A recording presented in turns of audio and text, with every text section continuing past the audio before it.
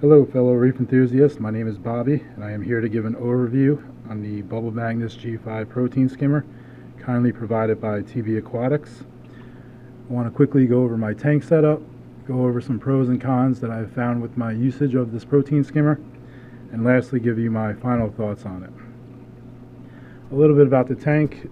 It is an 80-gallon mixed reef, predominantly SPS. It houses about 10 fish along with 6 seahorses, so as you can imagine my bio load is on the heavier side. I keep my salinity at 1.026 and my temperature runs around 78-79 degrees Fahrenheit. To start with, some of the pros about the Bubble Magnus G5 skimmer is, first out the box, piece of cake to assemble. All in all, it takes about 5 minutes, and having worked with a variety of skimmers before, I can tell you it is very straightforward. There's no tricky to fit pieces, and all in all, you should have it ready to go into your tank within 5 minutes. Upon feeling the skimmer, you can see it's built pretty strong, heavy cast acrylic, holds itself pretty well into the tank, doesn't move around like some smaller skimmers do. The skimmer also wastes no time breaking in. Literally within 72 hours, I was finding myself with skimmet to pull out, and they say usually skimmers can run anywhere from 7 to 14 days to break in, depending on how much oil was used. But in this case, you can tell Bubble Magus doesn't use a whole lot of things that need to be broken in.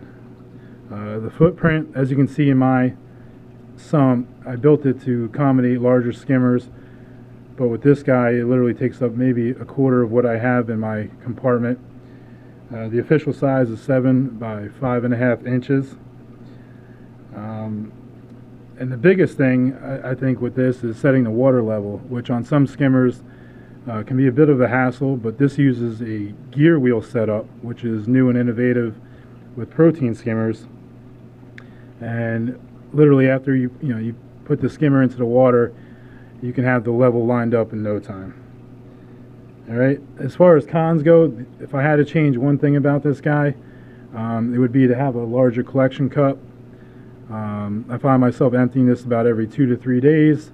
Obviously, if I had the ability to empty it once a week or so, that would be my only negative or con about it. But given the smaller footprint it is, it's probably proportionally done. Overall, the skimmer, in my opinion, works as advertised. It doesn't have any issues as far as pulling water, making noise, have trouble starting up. I do a water change about twice a week and end up turning the skimmer off. I have zero problems with the propeller going the wrong way, etc., etc. Previously, I've used Seaside Aquatics, a Reef Octopus SRO 2000, and I can confidently say this guy works as good, if not better, than those guys. And I would highly recommend anyone who's trying to use an efficient skimmer, who may lack space or prefers to have space left for other equipment such as pellet reactors, GFO, carbon, etc. All in all, I feel this skimmer would work in even a fish-only tank with plenty of feeding. And like I said, my tank's a total of 100 gallons, and truth is I'd probably run it on my 125 without much issue. Thanks for watching.